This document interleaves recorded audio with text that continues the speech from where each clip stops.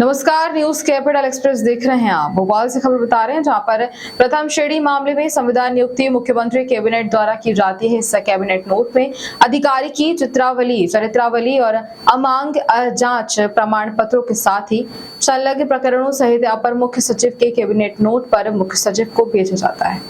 इसके बावजूद बिना किसी चरित्रावली जांच के सेवानिवृत्ति अधिकारियों को मंत्रालय द्वारा तोहफा दे दिया जाता है। ऐसा ही एक मामला है जहां हर तरह की चरित्रावली से वंचित एवं 2 प्रकरणों में संलिप्त एक सेवानिवृत्त अधीक्षक यंत्री प्रमोद शर्मा को नर्मदा घाटी विकास प्राधिकरण में संविदा पर नियुक्ति प्रदान कर दी गई है। वहीं ईओडब्ल्यू ने 31/3/2022 को 35/2022 पर अधिकारियों के विरुद्ध एफआईआर दर्ज की, जिसे केंद्र की ईडी ने अपने अधीन लेकर धारा 50 के अंतर्गत 15/11/22 को 5 अधिकारियों को नोटिस जारी कर दिया।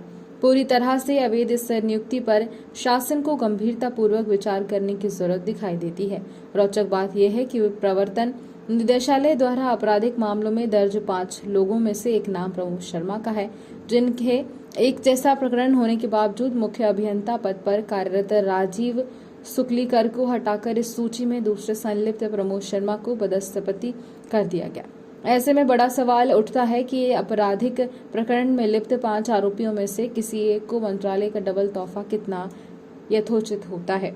मुख्य अभियंता के साथ अतिरिक्त प्रभार अधीक्षक यंत्री प्रमोद शर्मा को जहां सीधे मुख्य सिविल बना दिया गया है, वहीं उन्हें सदस्य अभियंत्रिकी एवं वित्त का अतिरिक्त प्रभार भी सौंप दिया गया है। इन्हें शासन ने न तो प्रशासनिक अधिकार दिया गया, न ही वित्तीय अधिकार।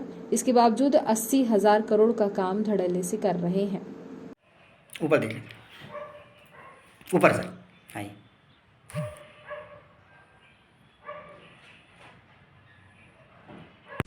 जब आरोपी रहे पूर्व में चुनाव के अधिकारी प्रमोद शर्मा को मंत्रालय डबल तोहफा दिया है, इस पर आप क्या प्रतिक्रिया? देखिए, मैं आपको इसमें ये बताना चाहता हूं बिल्कुल स्पष्ट तौर पर कि एसीएस एसएन मिश्रा साहब डब्ल्यूआरडी के भी वो एसीएस थे और एनबीडी के भी एसीएस थे। उन्होंने जो कहानी बनाई है कि 5 आरोपी सुकलीकर साहब से लेके और प्रमोद शर्मा तक 5 आरोपी हैं उसमें, और 5 आरोपी में शर्मा जी का नाम है। और इन्होंने क्या किया है एसएन मिश्रा साहब ने कि जो कैबिनेट नोट या इनका कैबिनेट कार्यालय है वल्लभ भवन में, वहां जो इन्होंने नोट भेजा, ना मांग ना जांच प्रमाण पत्र थे, ना मांग ना जांच प्रमाण पत्र थे, और ईओडब्ल्यू और ईडी की रिपोर्ट दर्ज है, मनी लॉन्ड्रिंग का केस दर्ज है, विचाराधीन है। मेरे पास कल ही आरटीआई का वो आया है कि केस अभी विचाराधीन है। तो ऐसे विचाराधीन अपराधी और आरोपी को पुनः सेवा में लेने का कोई आवश्यकता नहीं थी और इनको तत्काल सेवा से हटा देना चाहिए। नंबर 1। आनंद भागन बिना जांच के इसमें सरकार ने तो बहुत अच्छा निर्णय लिया कि सुकलीकर साहब को हटाया।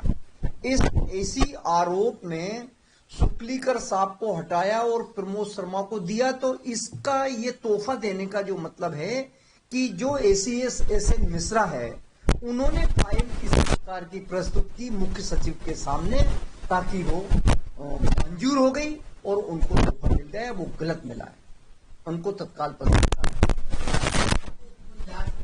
बिल्कुल जांच होनी, बिल्कुल।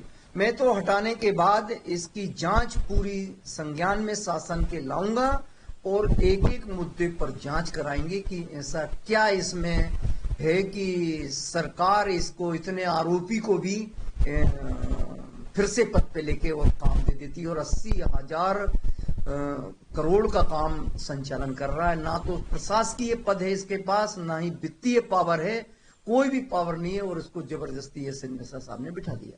राष्ट्रीय पार्टी की क्या सरकार जांच पूरी नहीं तो क्या प्रदर्शन या आंदोलन या कोर्ट में? बिल्कुल, मैं आंदोलन भी करूंगा, प्रदर्शन भी करूंगा, कोर्ट भी जाऊंगा।